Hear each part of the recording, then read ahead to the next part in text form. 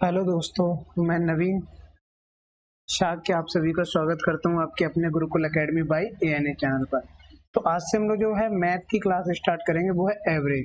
बहुत ही बेसिक सा कॉन्सेप्ट और बहुत ही इम्पोर्टेंट है। हर एक एग्जाम में आपके एक या दो प्रश्न आपको इसके मिलते हैं। अगर आप इस चैनल पर नए आए हो तो इसको सब्सक्राइब, शेयर और लाइक जरूर कर देना। ठीक है, तो चलते हम लोग अपने चैप्टर पे।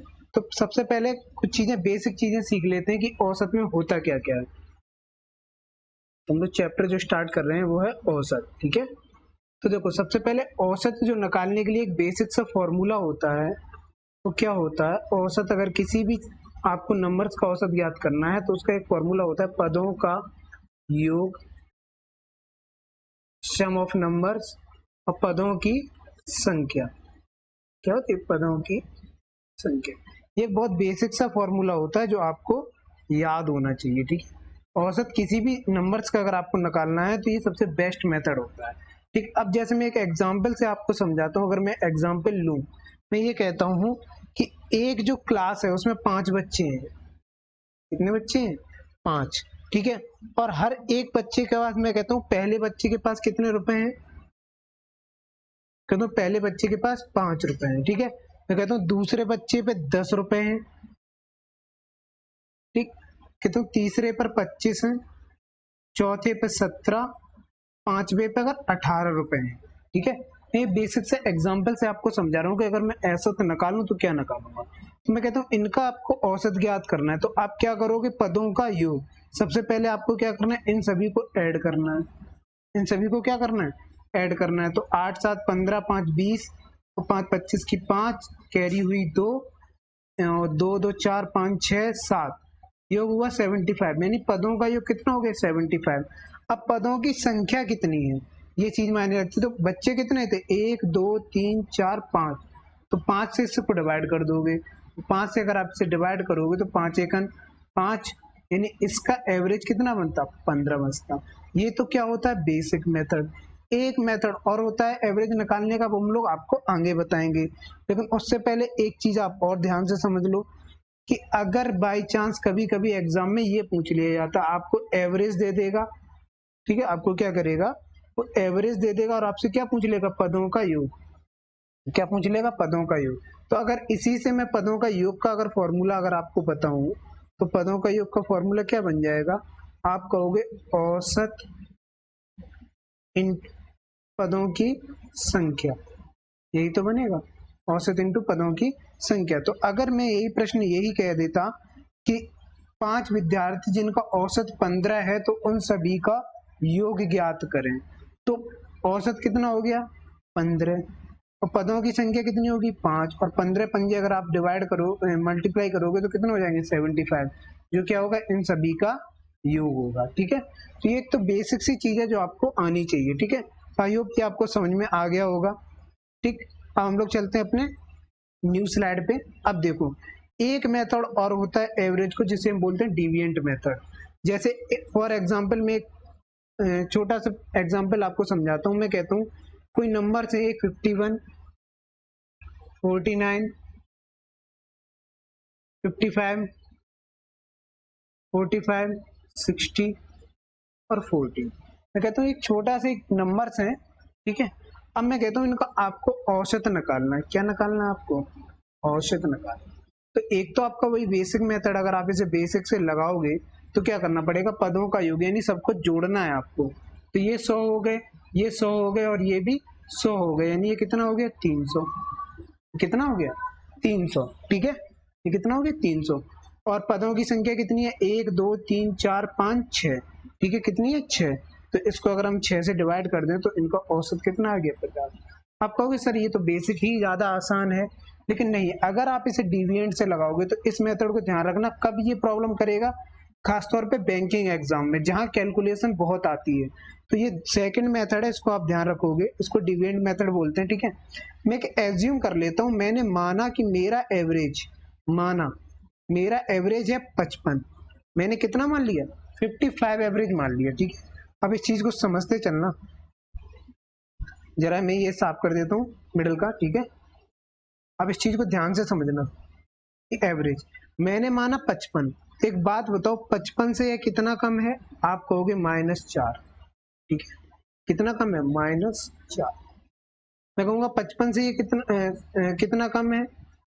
आप कहोगे 6। आप कितना कहोगे? 6। ठीक, मैं कहता हूँ 55 से आप कहोगे 0। मैं कहूँगा 55 से ये कितना अधिक है? सॉरी, 55 से ये कितना कम है?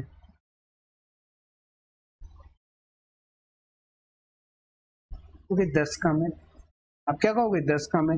मैं कहता हूँ ये 55 से कितना अधिक है? आप कहोगे +10 अधिक है। मैं कहूँगा ये 55 से ये कितना अधिक है? तो आप क्या करोगे? प्लस -15 कम है। सॉरी, माइनस कितना है? 15 कम है। अब यहाँ डिविएंट लगाना है आपको, तो क्या करना है? देखो, ये 10, ये 10, इन सभी को अगर आप जोड़ोगे तो ये तो +10 और -10 तो 0 हो गए। ठीक, अब इनको जोड़ो, -6, -4, -10 और -15, यानी कितना हो गया? -30। ये कितने को है? और पदों की संख्या कितनी थी? 1 2 3 4 5 6। इसको अगर आप 6 से डिवाइड करोगे तो ये कितना आएगा? -5। अगर ये माइनस का आ रहा है तो यहाँ कितने थे? 55। 55 में से अगर आप -5 कर दोगे तो एवरेज कितना निकल आएगा? 50 निकल आएगा। एवरेज कितना निकल आएगा? 50। आई होप ये चीज आपको क्लियर हुई होगी, ठीक है। तो इसको हम लोग रब करते हैं। अब एक और एग्जांपल से समझते हैं। मैं एक और एग्जांपल डिविएंट मेथड के लिए यूज करता हूँ। ये तो चलो कैलकुलेशन सरल थी, आप बेसिक भी लगा सकते थे, लेकिन अगर इस तरीके की कैलकुलेशन आ जाए, जैसे 406, 693, ठीक, 702, 708, 697, 700, 701, 704, 650, अगर ये आ जाए। अब अगर आप बेसिक लगाओगे तो थोड़ा कैलकुलेशन ज्यादा हो जाएगी। अगर आप क्या कर लगाओगे? बेसिक। अगर इसमें डिविएंट लगाते हैं तो देखो, ये सभी नंबर, देखो लेने से पहले ये चीज ध्यान रखना कि सभी नंबर लगभग किस संख्या के पास हैं। तो अगर मैं कहूँ आपसे ये कितने पास हैं? 700 के। आप जौन सी संख्या मानना चाहो मान लो, 701, 702, 704, लेकिन 1000 नहीं मानना। 1000 से फिर बहुत दिक्कत हो जाएगी, आंसर उससे भी निकलेगा, ठीक है। मैंने मान लिया 700। अब एक बात बताओ, 700 ये कितना देखा? आप कहोगे +6। मैं कहूँ ये कितना कम है? आप कहोगे -7। मैं कहूँगा ये कितना अधिक है? आप कहोगे +2। कहूँ ये कितना अधिक है? आप कहोगे +8। कहूँ ये कितना कम है? आप -3। ये 0 हो गया, ये +1 हो गया, ये +4 हो गया, ये -5 हो गया। ठीक, अब इन सबको जोड़ना है तो -5 ये खत्म, ठीक है। ध्यान दोगे आप इस चीज पे?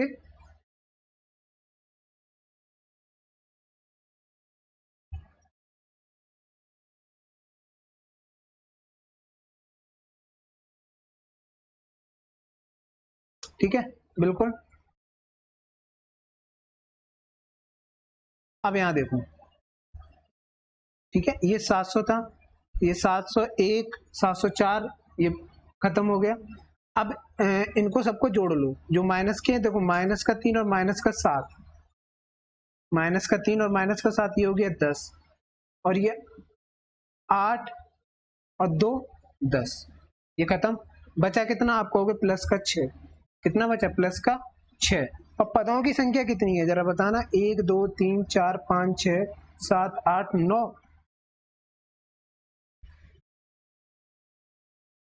और आपने माना कितना था? आपने माना था 700। आपने कितना माना था?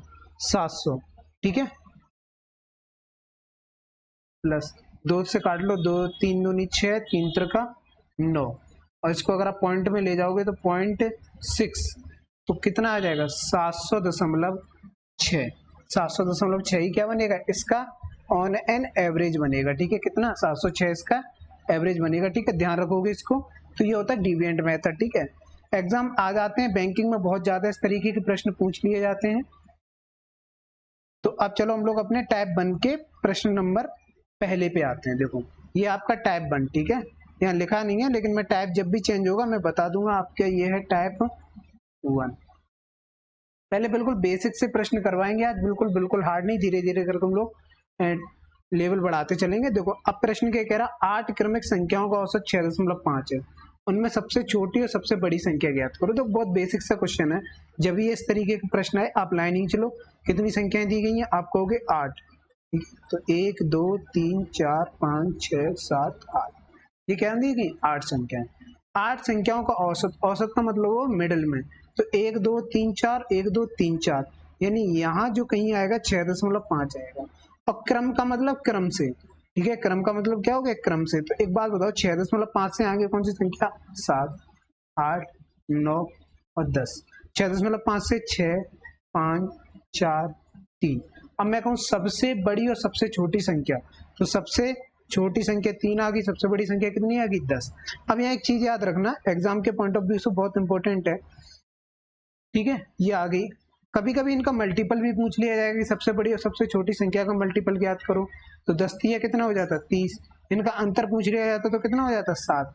अब यहाँ देखो इनका एवरेज कितना है 6.5 है, इनका एवरेज कितना है 6.5। ठीक, जब भी कंसेक्यूटिव नंबर हो यानी लगातार क्रम संख्या हो, इन सभी को आप जोड़ लो, ठीक है।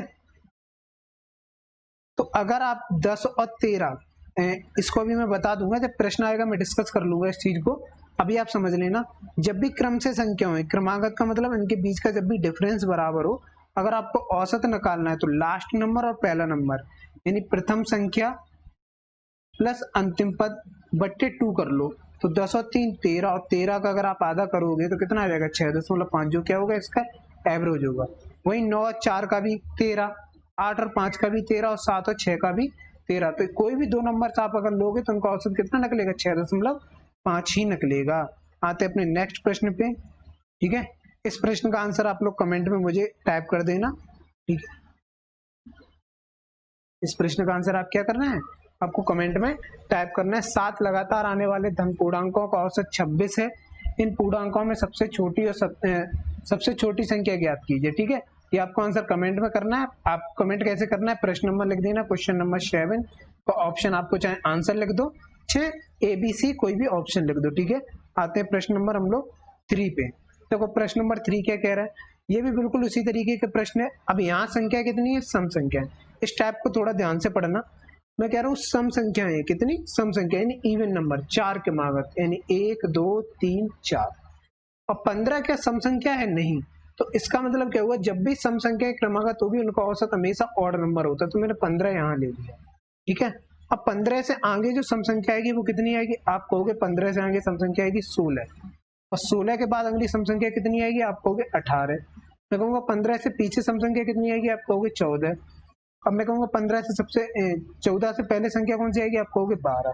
तो इस प्रश्न में काफी चीजें पूछी जा सकती है। इस प्रश्न में क्या होता है, काफी चीजें पूछी जा सकती है। मैंने यहाँ पूछा दूसरे नंबर की सबसे बड़ी, तो 18 से पीछे दूसरे नंबर की कौन सी है, कितनी है 16, दूसरे नंबर की सबसे बड़ी संख्या। तो दूसरे नंबर की सबसे बड़ी संख्या कौन सी, सबसे बड़ी 18, 18 से दूसरे नंबर की 16।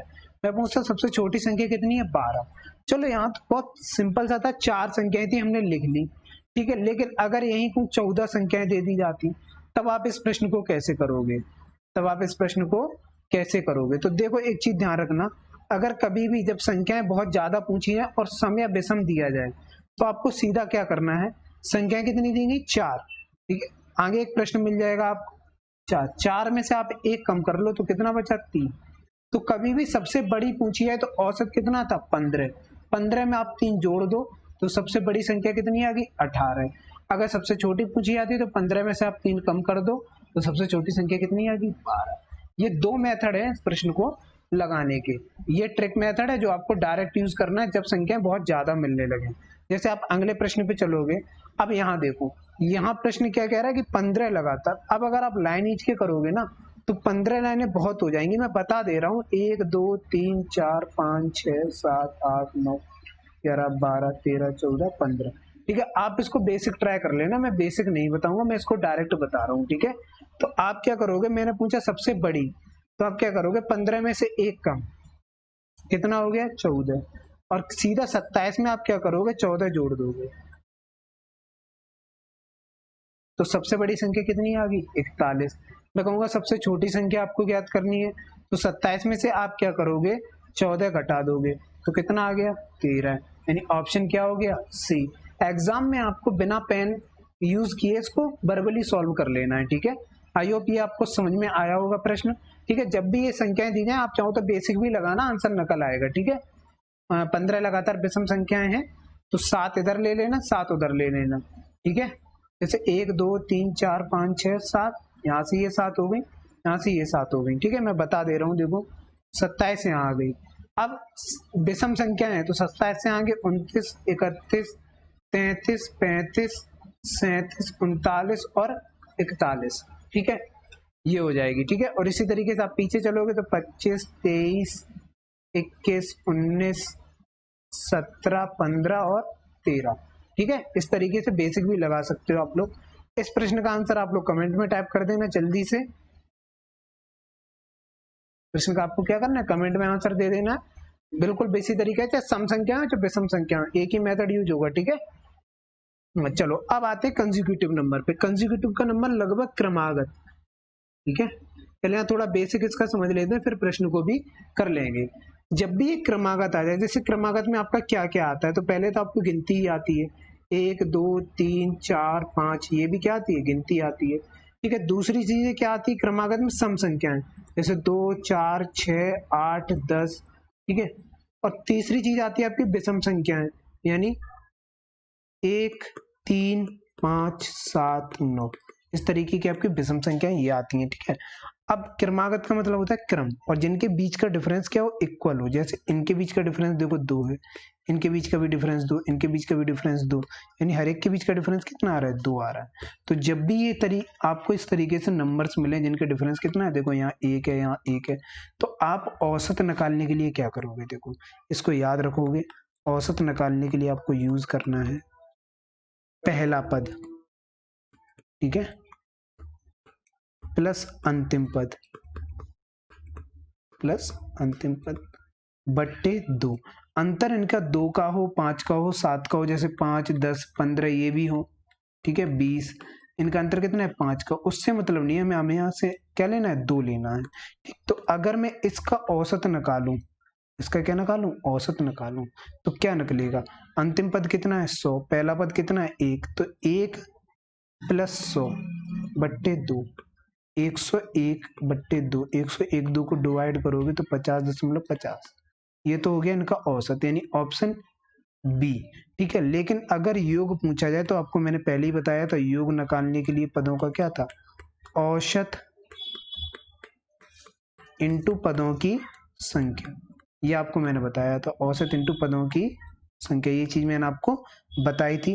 तो औसत कितना आपको हो गया 50.50, मैं कहूँ पदों की संख्या तो 1 से लेकर 100 तक की गिनती में कितने पद होंगे, 100, तो जब इसका आप मल्टीप्लाई करोगे तो कितना आएगा 5050, यानी बी आंसर क्या होगा, सही आंसर होगा, ठीक है।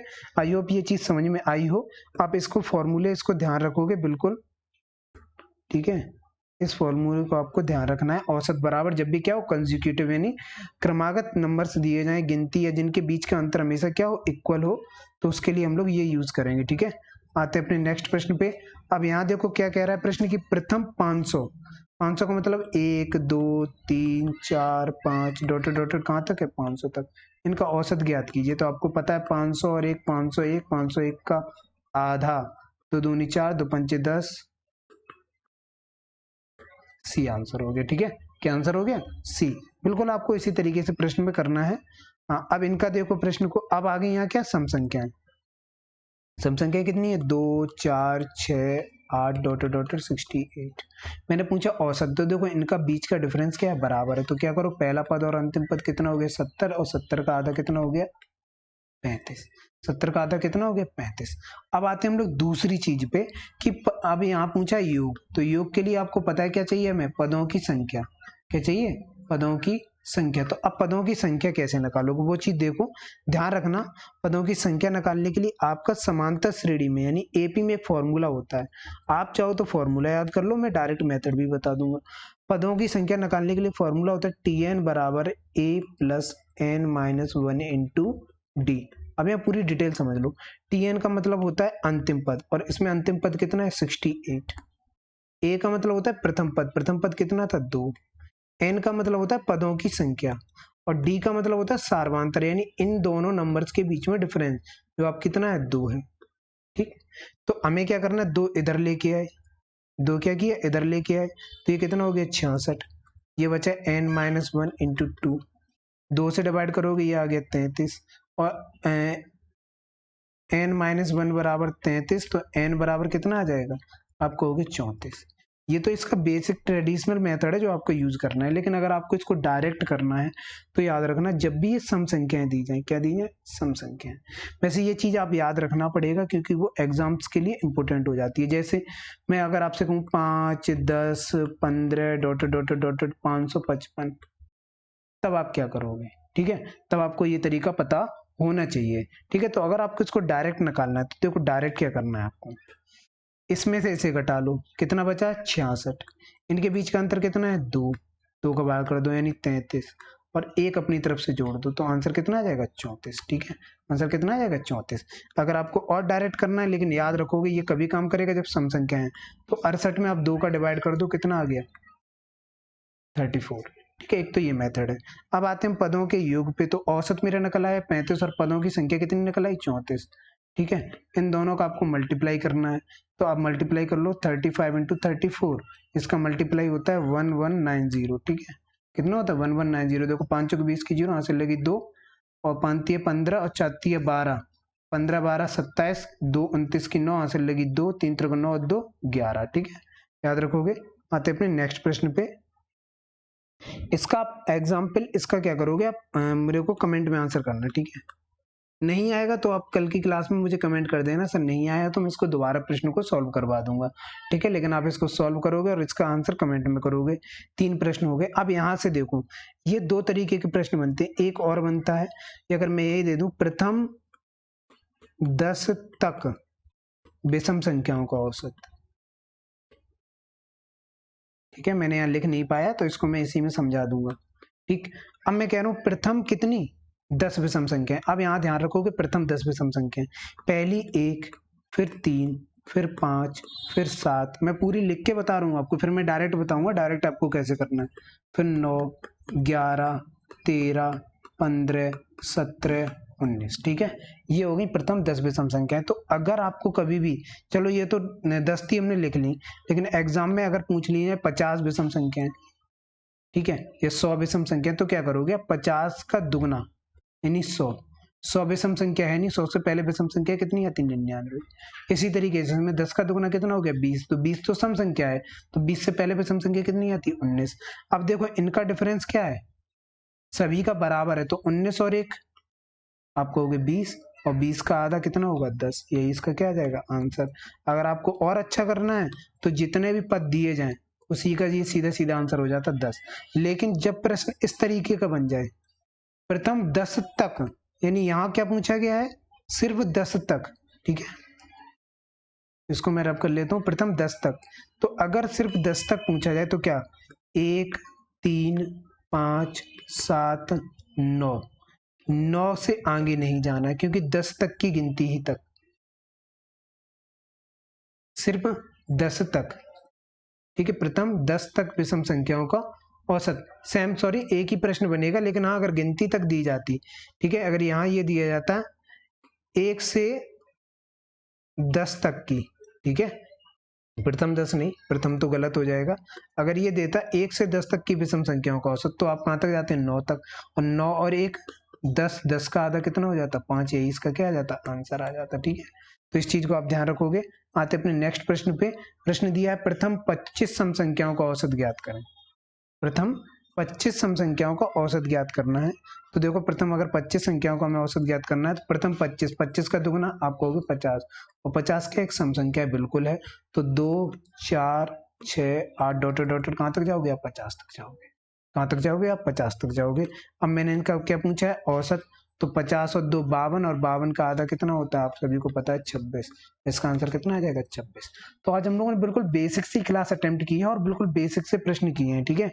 आते अपने आज की क्लास के लास्ट प्रश्न पे। कल से हम लोग टाइप 2 कंटिन्यू करेंगे, ठीक है, और कल से थोड़े प्रश्न का लेवल भी धीरे धीरे बढ़ता जाएगा। अब यहाँ देखो ये प्रश्न क्या कह रहा है कि इस तरीके की संख्या, ये आपकी बुक्स में भी ये प्रश्न है, 1 1 बार है, 2 2 बार है, 3 3 बार है, 4 4 बार है, 5 5 बार है, 6 6 बार है और 7 7 बार रिपीटेड है। मैंने पूछा इनका औसत ज्ञात करना है, क्या करना है औसत। तो यहाँ आप क्या यूज करोगे पदों का योग, ठीक है, औसत ज्ञात करना है तो क्या ज्ञात करना पदों का योग बट्टे पदों की संख्या। तो पदों का योग एक का एक ही, 2 दूनी 4, ठीक है, 3 त्रिका 9 और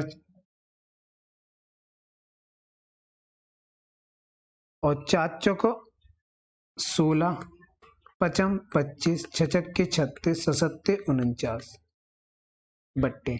पदों की संख्या कितनी है? ठीक है, 6 4 10, 7 3 10, ठीक, आप जोड़ लो, 7 6 13, 13 5 18, 18 4 22, 3 25, 27 और 1 28, कितना हो गया? 28। अब इनको आपको क्या करना है? ऐड करना है। इनको आपको क्या करना है? ऐड करना है। तो आप इनको ऐड कर लो, ठीक है। 1 सीधा 9 6 15, 5 20, 6 26, ठीक है, और 26 और 9 26 हो गया, और 9 और 1 10, 26 और 36, 36 4 से लगी 4, ठीक है, 4 4 8, 3 11, 2 13,